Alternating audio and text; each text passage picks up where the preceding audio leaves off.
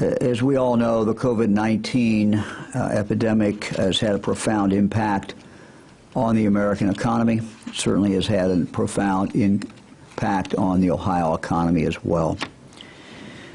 Prior to the onset of the coronavirus pandemic, Ohio's economy was strong and our budget was on track. For example, by the end of February, state revenues for the fiscal year up until that point were ahead of estimates by over $200 million. That was at the end of February for the year. We now have figures in for the month of April. Our fiscal year-to-date revenues have taken, as you can imagine, a rather dramatic turn just in 2 months.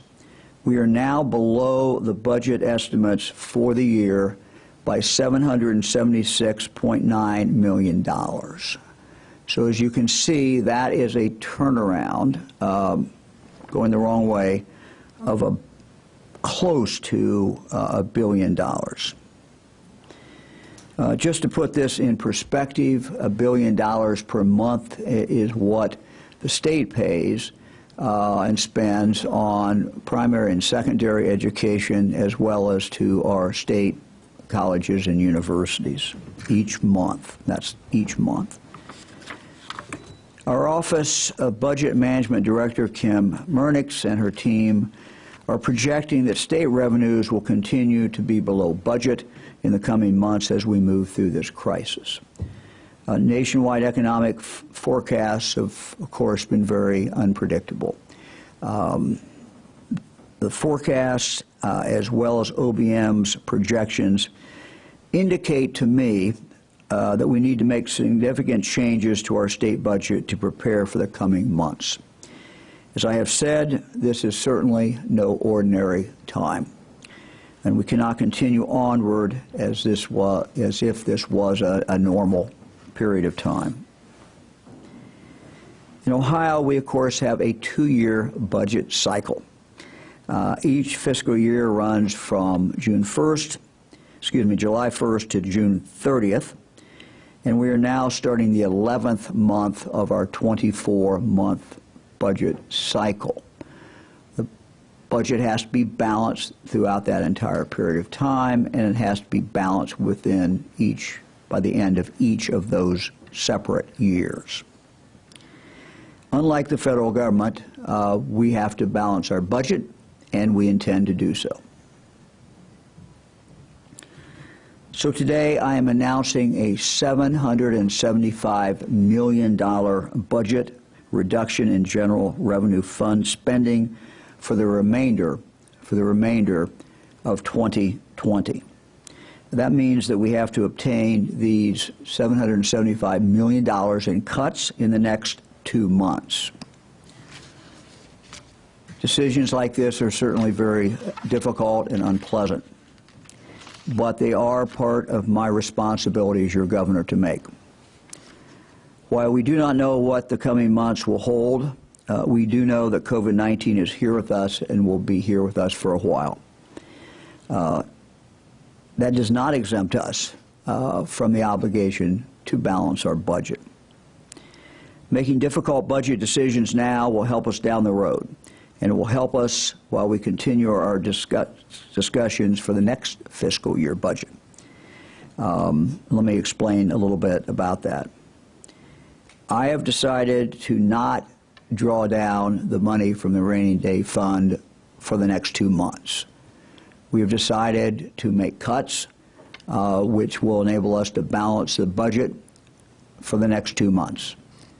And I'll explain this in more detail in a moment. But simply stated, we are going to need that money, that rainy day fund, for next year and possibly for the year after.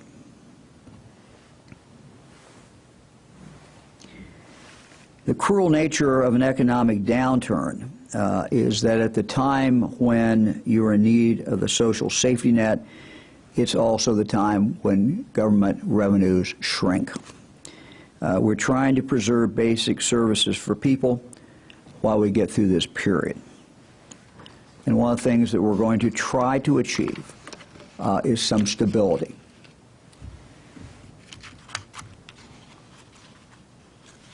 Let me again return to the rainy day fund, because I know we've received a lot of questions. Are you going to pull down the rainy day fund? And the answer is yes, we will. We're just not going to do it in the next 2 months.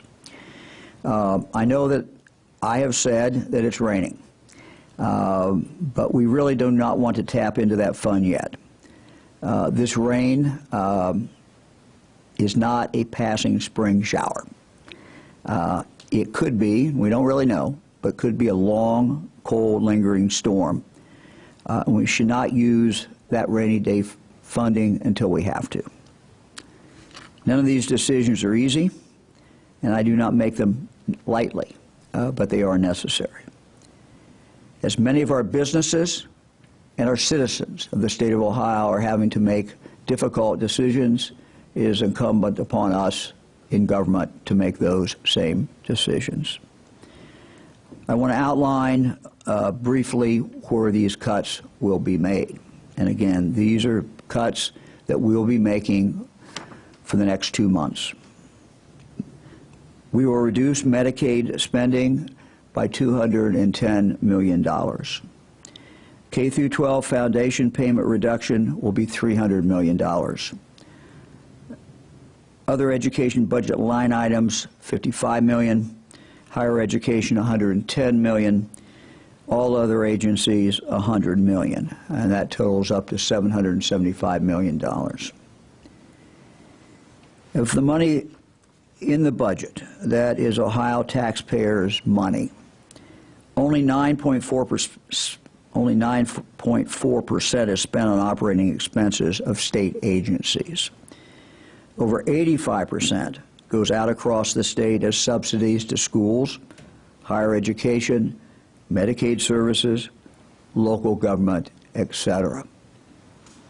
So most of the budget does not get spent on state agencies, but are really transfer payments that go out to our local communities and to our local schools throughout the state of Ohio. Any cut to education is difficult, but we have an obligation to do our best to balance these cuts and to protect the most vulnerable of our students. And we intend to do that with these cuts. Further, while no one can predict future revenues or exactly where our economy is going, we need to do everything that we can to try to ensure stability in funding for our schools and some predictability as much as possible. We have an obligation to our schools, to our students, to our parents, to give them as much predictability as we can.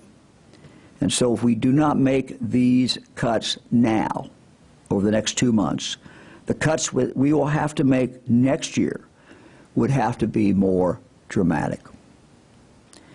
Now, with regard to our state agencies, each of our agencies, with the exception of the Department of Rehabilitation and Corrections, is taking cuts, including the governor's office.